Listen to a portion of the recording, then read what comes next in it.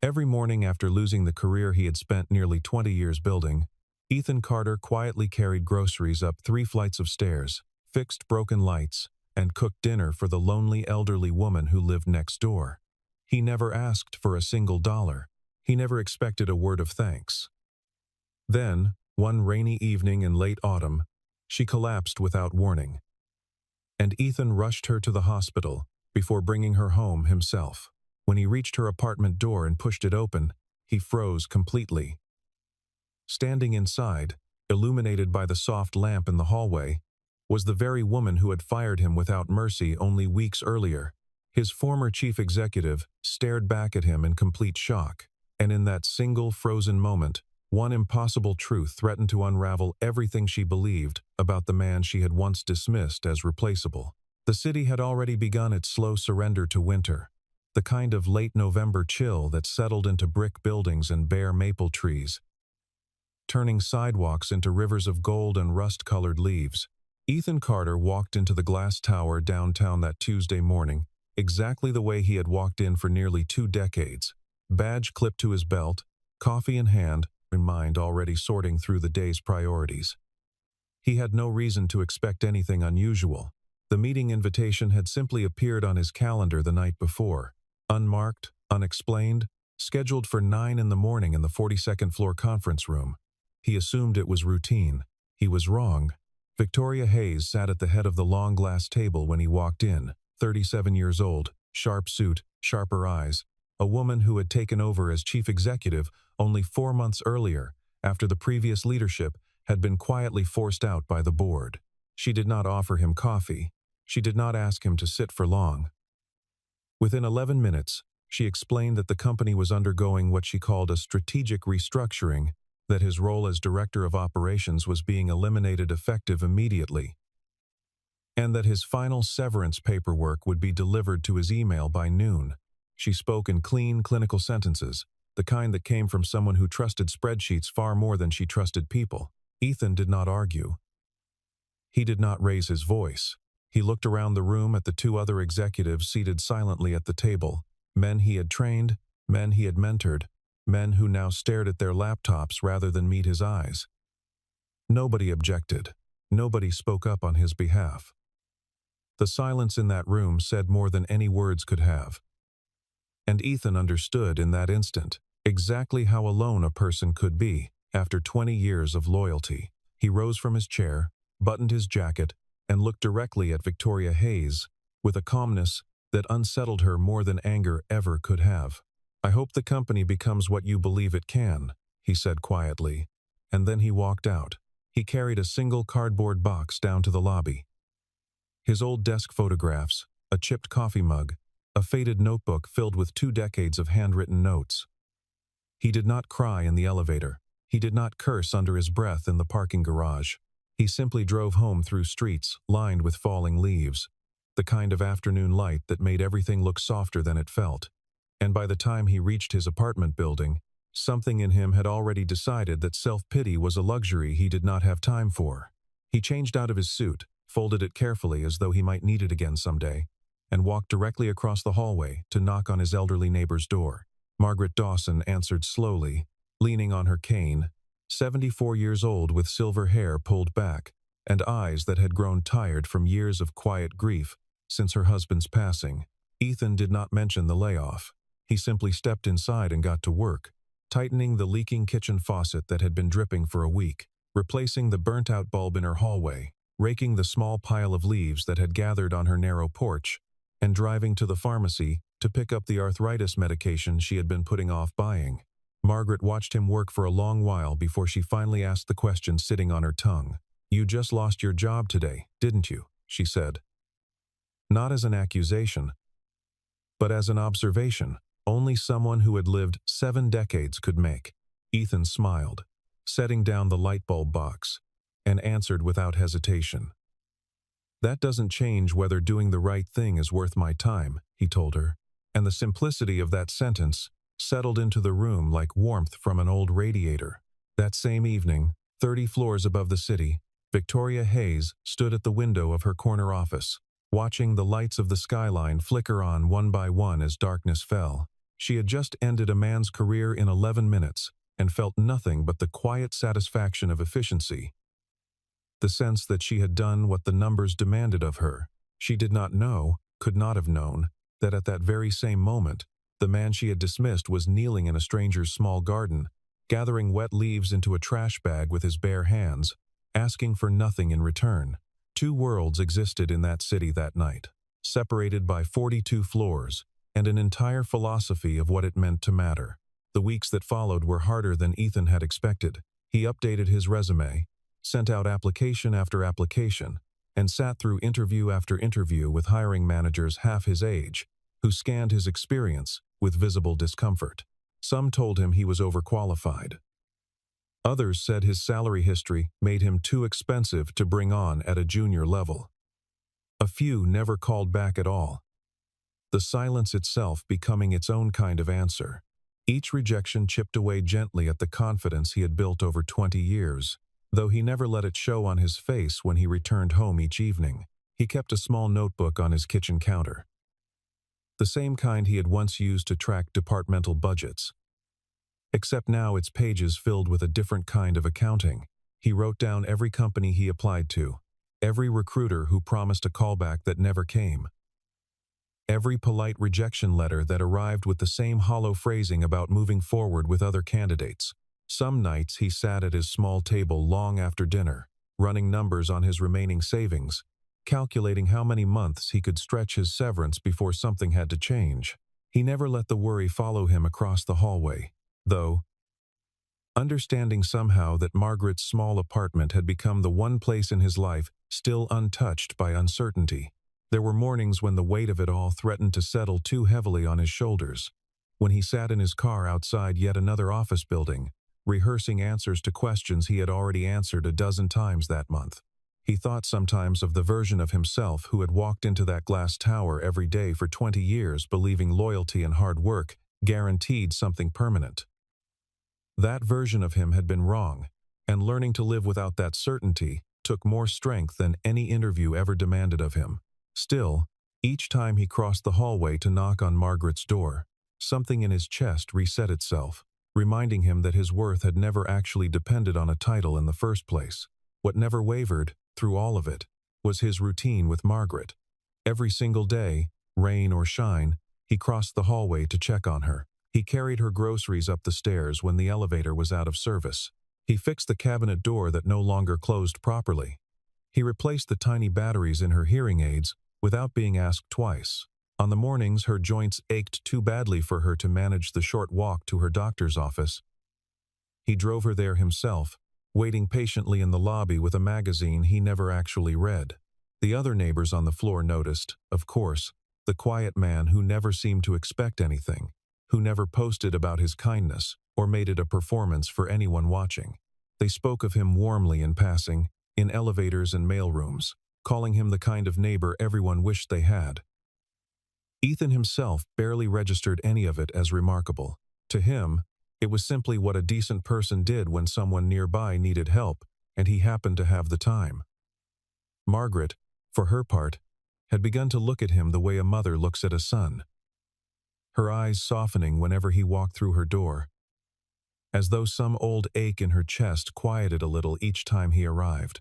Sometimes, on the evenings when his own apartment felt too quiet, Ethan lingered longer than the tasks required, listening to Margaret tell stories about her late husband, a machinist who had built half the furniture in her living room with his own hands. She spoke of the son she had lost, Victoria's father, in a voice that still trembled slightly, even after all the years that had passed. And Ethan listened without interrupting, understanding grief in a way that needed no explanation between them. He had buried his own wife 6 years earlier after a long illness, a loss that had quietly reshaped the rest of his life, and something about Margaret's company made that old wound feel less isolating than it usually did. He never spoke much about himself unless she asked directly, and even then his answers stayed brief, careful, as though he had learned long ago that dwelling too long on sorrow only fed it further. Margaret respected the boundary without ever pushing past it, content simply to have him there, filling the silence of her apartment with the ordinary sounds of another person moving through it, footsteps in the kitchen, the clink of dishes, the low hum of the television turned to a volume she could actually hear. It was on an ordinary Thursday afternoon, 3 weeks after the layoff, that everything shifted without warning. Margaret had insisted on walking to the market herself that day, feeling stronger than usual, waving off Ethan's offer to drive her. Halfway through the produce aisle, her knees buckled beneath her, and she collapsed against a display of apples, sending fruit scattering across the tile floor. A stranger called for help. Someone else called Ethan's number, saved in her phone under a single word: family. He arrived within minutes, his heart pounding harder than it had in years, and scooped her gently into his arms before the paramedics could even finish loading their gurney. The emergency room moved with the particular slowness that terrifies anyone waiting for news about someone they love. Ethan sat in the hard plastic chair for nearly 2 hours, refusing the coffee the nurse offered him twice, his mind replaying the sight of Margaret crumpling to the floor over and over again. When the doctor finally emerged, the news brought a wave of relief through his chest. It was dehydration, combined with a minor drop in blood pressure, nothing life-threatening, though the doctor gently reminded them both that a woman her age living alone needed more consistent supervision than she currently had. Ethan drove her home himself that evening, the rain falling steadily against the windshield. The city lights blurred into streaks of gold and red through the wet glass. Margaret leaned her head against the window, exhausted but grateful, murmuring quiet thanks that Ethan waved away, as though gratitude embarrassed him. When they finally reached her building, he helped her out of the car with careful hands, guiding her slowly up the front steps and through the lobby, her cane tapping softly against the tile with every step. They reached her apartment door, and Ethan turned the handle, expecting the familiar quiet of an empty home. Instead, the door swung open to reveal a woman standing in the small living room, coat still on, keys still in her hand, clearly caught in the middle of arriving herself. The light from the hallway lamp fell across her face, and Ethan's entire body went rigid with disbelief. Standing before him, in the very apartment where he had spent countless quiet evenings, was Victoria Hayes, the woman who had ended his career in 11 clinical minutes only weeks before. Neither of them spoke for what felt like an eternity. Victoria's mouth opened slightly, her composed executive expression cracking for the first time in longer than she could remember. Disbelief flooding features that were usually so carefully controlled. Ethan felt something colder than shock settle into his chest, a strange, dizzying collision of two entirely separate lives suddenly crashing into a single doorway.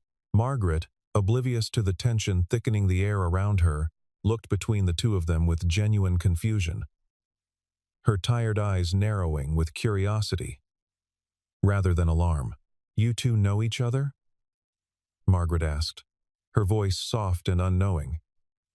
Completely unaware of the storm her simple question had just unleashed, Victoria's gaze locked onto Ethan's, searching his face for some explanation that made sense of what she was seeing, some logical thread connecting the man from the conference room to the man now standing in her grandmother's doorway, with rainwater still dripping from his coat. Ethan said nothing at first, his jaw tight, his mind racing through weeks of quiet visits, groceries, repaired faucets, and long conversations that suddenly took on an entirely different weight. The silence stretched long enough to become its own kind of confession. Victoria's eyes moved from Ethan's face to her grandmother's, then back again, and something in her expression shifted from confusion into a dawning, uncomfortable realization. The air in that small apartment grew heavier with every passing second, thick with unspoken questions neither of them was prepared to answer standing in a doorway with rain still falling outside.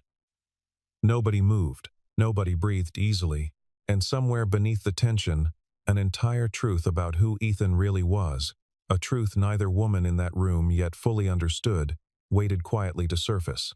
It took nearly an hour. And 2 cups of tea, Margaret insisted on making despite everyone's protests, before the full picture began to assemble itself in the quiet living room.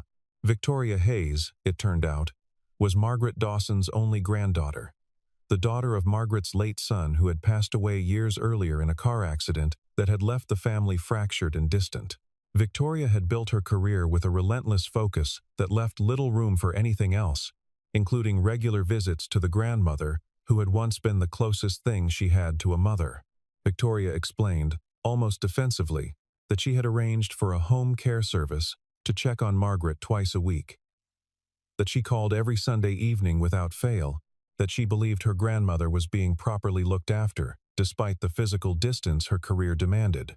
She had no idea, absolutely no idea, that the home care service had quietly stopped their visits months earlier, after a billing dispute Margaret had never mentioned to avoid worrying her. She had no idea that for the better part of a year, the person keeping her grandmother alive, fed, and safe had been a stranger from across the hallway. Margaret, settling into her favorite armchair with her tea cradled in both hands, began to fill in the details Victoria had never known. She spoke of the night Ethan had stayed until 3 in the morning when her fever spiked dangerously high, refusing to leave until it broke. She described how he had climbed onto the roof himself during a storm to patch a leak rather than wait weeks for a contractor Margaret couldn't easily afford. She recounted the groceries he brought without being asked, the medications he picked up on his own schedule, the countless small kindnesses that had never once come with an expectation of payment or recognition. Victoria listened with her jaw tightening more with every story, shame creeping slowly up the back of her neck like heat rising through her collar. This was the same man she had looked in the eye weeks earlier and dismissed in 11 efficient minutes. The same man whose entire 20-year career she had reduced to a line item on a restructuring spreadsheet. She had judged him then as a number, a cost center, a name attached to a salary she deemed excessive. Now, she was learning that same man had spent months caring for her own grandmother, with a devotion she herself had failed to provide. She remembered, with a growing discomfort, the last time she had actually visited her grandmother in person before that rainy evening, nearly 5 months earlier, a quick lunch, squeezed between 2 conference calls that had ended with Victoria checking her phone more than she looked her grandmother in the eye. She had told herself then that the care service handled the daily details, that a phone call every Sunday was enough to maintain the relationship, that success at the office justified the distance she kept everywhere else. Sitting now in that same living room, listening to a stranger describe nights he had spent nursing her grandmother's fever, Victoria understood how thoroughly she had deceived herself about what enough actually meant. Ethan, throughout all of it, remained quiet and reserved, offering no dramatic speeches, no accusations, no attempt to make Victoria feel worse than she already clearly did. He simply answered Margaret's occasional questions plainly, downplaying his own role whenever the conversation turned toward praise. When Victoria finally turned to him directly, searching for something, an explanation, an apology owed, perhaps even forgiveness she hadn't yet earned, Ethan only offered a small, guarded nod before excusing himself to check that Margaret's medication was properly organized for the following morning. He left shortly after, offering Margaret a gentle goodnight and a promise to check on her the next day as always, deliberately avoiding any prolonged exchange with Victoria at the door. She watched him go, standing frozen in the small entryway long after the door had clicked shut behind him, the weight of everything she had just learned, pressing down on her chest with an intensity she hadn't felt in years. For the first time since taking over as chief executive, Victoria Hayes did not know exactly what to do next, and the uncertainty terrified her more than any boardroom crisis ever had. Over the following days, Victoria found herself unable to let the matter rest. She returned to the office and quietly pulled the personnel files from the restructuring decision, records she had approved without reading closely enough the first time around. What she found buried within the documentation made her stomach turn. The financial discrepancies that had supposedly justified Ethan's termination hadn't originated from his department at all. They had come from manipulated figures submitted by the chief financial officer, a man who had conveniently redirected blame downward before anyone thought to question the source. She dug further, cross-referencing meeting notes and internal emails that painted an increasingly clear picture. Ethan Carter had, in fact, raised concerns about certain financial reporting practices months before his termination. Concerns that had been quietly dismissed by senior leadership, eager to protect their own positions. Rather than being rewarded for his diligence, he had instead become a convenient scapegoat when the board began pressing for someone accountable. Victoria remembered the meeting now with a different kind of clarity, remembered how Ethan had sat perfectly still, never once raising his voice to defend himself, never once naming the people who deserved the blame he was quietly absorbing. She thought back to his final words as he left her office that day. The strange grace of a man who wished the company well even as it discarded him without cause. At the time, she had interpreted his composure as resignation, perhaps even weakness. Now she understood it as something else entirely. A dignity that refused to lower itself to the same pettiness that had cost him everything. For the first time in longer than she could remember, Victoria Hayes sat alone in her glass office and admitted to herself, quietly and without excuse, that she had been wrong. The realization did not arrive gently. It sat with her through sleepless nights, through meetings where she found herself distracted, through moments alone in elevators where her own reflection in the polished metal doors seemed to accuse her of something she couldn't quite name. She had built her entire career on trusting data over instinct, reports over relationships, efficiency over empathy. Somewhere along the way, she had convinced herself that this made her a stronger leader. Looking now at the evidence in front of her, she began to wonder if it had only made her a smaller person. Someone who had mistaken control for strength and distance for discipline for far too long. Determined to make things right, Victoria arrived at Ethan's apartment building one crisp evening carrying a leather folder thick with documents. Inside were an offer to reinstate him to his former position, a salary increase well beyond what he had previously earned, and a modest equity stake in the company as a gesture of formal apology. She knocked with more nervousness than she had felt walking into any boardroom in years, rehearsing her explanation twice in the hallway before he finally opened the door. Ethan listened patiently as she laid out everything on his small kitchen table, watched her hands tremble slightly as she spoke, noted the genuine discomfort in her voice that had never been there during their termination meeting weeks earlier. When she finished, he closed the folder gently without opening it fully, sliding it back across the table toward her, with a calm that unsettled her more than any anger could have. "I'm not angry with you," he said quietly, and the honesty in his voice was somehow more disarming than accusation would have been. "I don't need you to make up for it either," he continued, folding his hands together on the table. "I just don't want to work somewhere that measures a person's worth by a few pages in a quarterly report." Victoria sat in silence, the weight of his words settling over her far heavier than any spreadsheet ever had.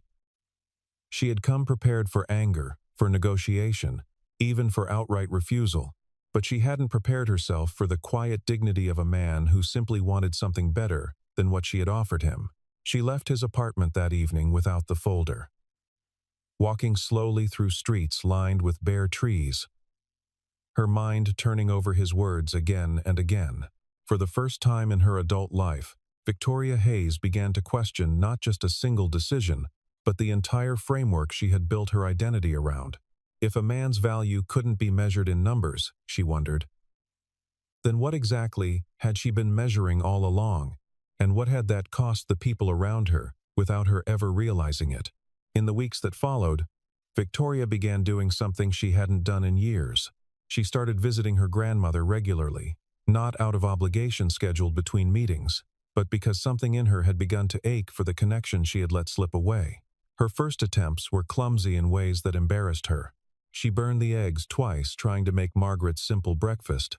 She pulled weeds from the small garden bed, only to realize afterward she had also uprooted the tomato seedlings Margaret had been nursing all season.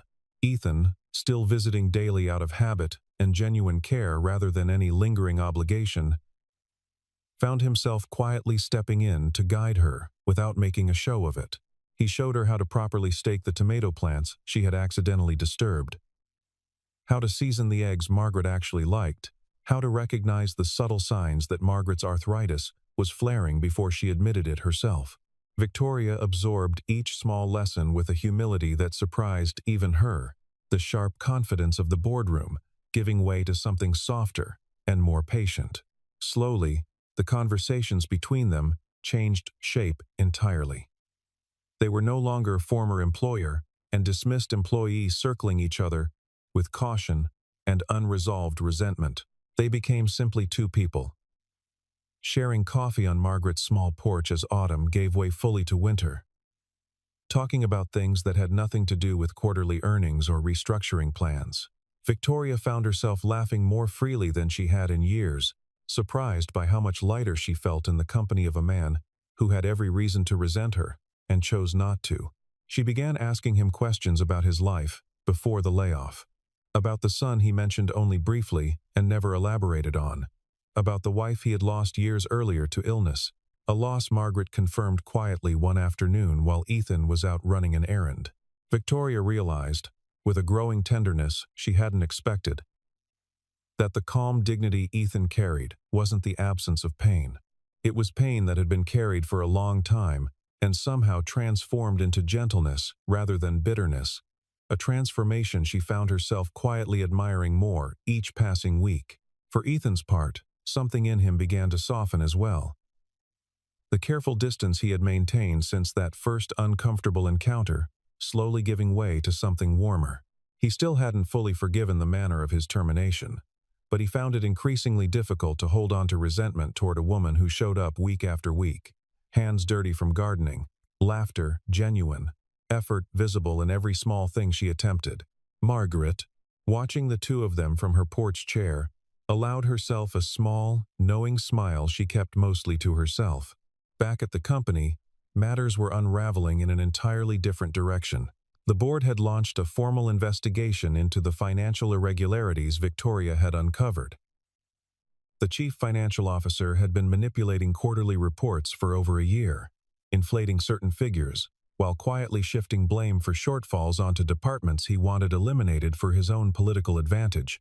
Ethan's department had simply been the most convenient target, a scapegoat sacrificed to protect a much larger and more damaging deception. Several employees, emboldened once the investigation became official, came forward with testimonies confirming what Victoria had already begun to piece together on her own. They described how Ethan had repeatedly raised concerns in private meetings about questionable financial practices, how he had pushed back against decisions he believed were unethical, and how those objections had quietly marked him as a problem to be removed rather than a voice to be heeded. The picture that emerged was of a man who had been punished not for failing the company, but for trying to protect it. Victoria brought the full findings before the board herself, standing at the head of the same glass conference table where she had once dismissed Ethan in 11 clinical minutes. This time, her voice carried a different kind of authority, one rooted not in cold efficiency but in accountability she refused to shy away from. She laid out the evidence plainly, named the chief financial officer's misconduct without softening it, and then did something none of the board members expected. She formally apologized, in front of the entire room, for the harm her own hasty decision had caused a man who deserved far better from the company he had served loyally for 2 decades. Several board members pressed her afterward, privately, asking whether such a public apology had truly been necessary, whether it might invite unwanted scrutiny from shareholders looking for weakness at the top. Victoria answered each of them the same way, calmly and without apology for the apology itself, explaining that a leader unwilling to admit fault in front of the very people affected by it had no real claim to the trust leadership required. It was a different kind of confidence than the one she had walked into that boardroom with a year earlier, quieter, steadier, built on something more durable than certainty alone. The chief financial officer was terminated within the week. His contract dissolved amid the mounting evidence against him, and the board unanimously approved Victoria's proposal to formally invite Ethan back. This time, the offer carried none of the transactional coldness of her earlier attempt. She traveled to his apartment once more, this time without a folder full of paperwork, and simply asked him, as one person to another, whether he might consider returning not as an employee, but as a strategic partner with genuine influence over the direction of the company moving forward. Ethan sat with the offer for several days before answering, walking the same autumn streets that had carried him home the day he lost everything, weighing what mattered to him now against what had mattered before. He thought about the 20 years he had given to a company that discarded him in 11 minutes without a second thought. And he thought about the months since, months that had cost him financial security, but had somehow left him feeling more grounded than he had in years. Returning meant re-entering a world that had once hurt him deeply, and he needed to be certain that whatever pulled him back was worth more than the comfort of staying away. When he finally returned to Victoria with his answer, it wasn't the salary or the title that had persuaded him. It was something Margaret had said to him quietly one evening, that sometimes the universe removes us from a place only so we can return and build something better than what existed before. In the end, it was not the money or the title that decided it, but a quiet conversation with Margaret one evening, in which she reminded him that bitterness, however justified, only ever punished the person carrying it. He agreed to come back, but only on his own terms. Those terms became the foundation for a partnership unlike anything the company had seen under its previous leadership. Ethan proposed the creation of an employee support fund, a modest pool of resources set aside to help staff facing unexpected hardship without the fear of it affecting their standing within the company. He suggested a formal program connecting employees with elderly neighbors and family members who needed care, modeled loosely on the very thing he had done instinctively for months, without ever expecting recognition. He asked for designated volunteer days built into the company calendar, time explicitly protected for employees to give back to their communities without sacrificing their earned time off. Victoria approved every proposal without hesitation, understanding now in a way she hadn't before that a company's true strength lived not in its quarterly reports, but in the character of the people who built it day after day. The changes rippled through the organization slowly at first, then with increasing visibility as employees began to notice a culture shifting beneath their feet. Meetings grew less clinical and more collaborative. Leadership began asking questions about well-being rather than only output. The building itself seemed to breathe differently, as though it too had been given permission to soften. One of the first employees to benefit from the new support fund was a young woman in the accounting department whose father had been diagnosed with a serious illness that required expensive treatment. Rather than quietly struggling in silence the way employees once had under the old leadership, she was able to request assistance without fear of judgment, and the company covered a portion of the costs while adjusting her schedule to allow for hospital visits. Word of her experience spread quietly through the office, not as gossip, but as reassurance. Proof that the changes Ethan and Victoria had implemented were not simply promises printed in a company newsletter. The volunteer care program grew steadily as well, pairing dozens of employees with elderly neighbors and family members who needed regular assistance, mirroring the very thing Ethan had once done instinctively without any formal structure behind it.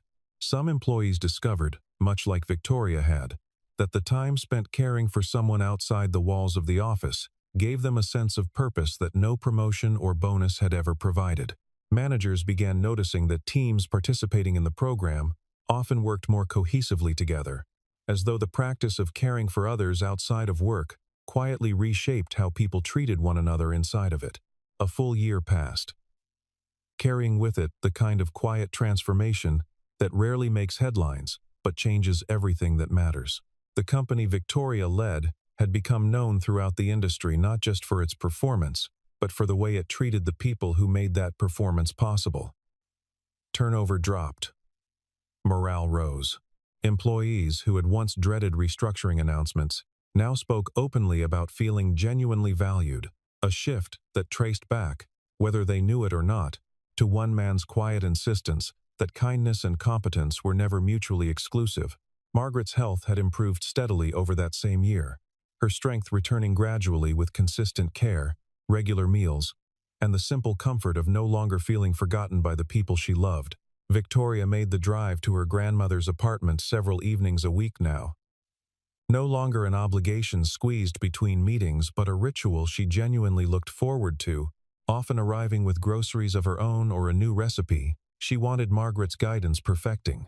The small apartment that had once felt so quiet and isolating had become, once again, a place filled with warmth and conversation. Margaret liked to joke, on the evenings when both of them visited together, that her collapse in the produce aisle had turned out to be the luckiest fall of her entire life, a comment that always made Victoria wince slightly before laughing along with her.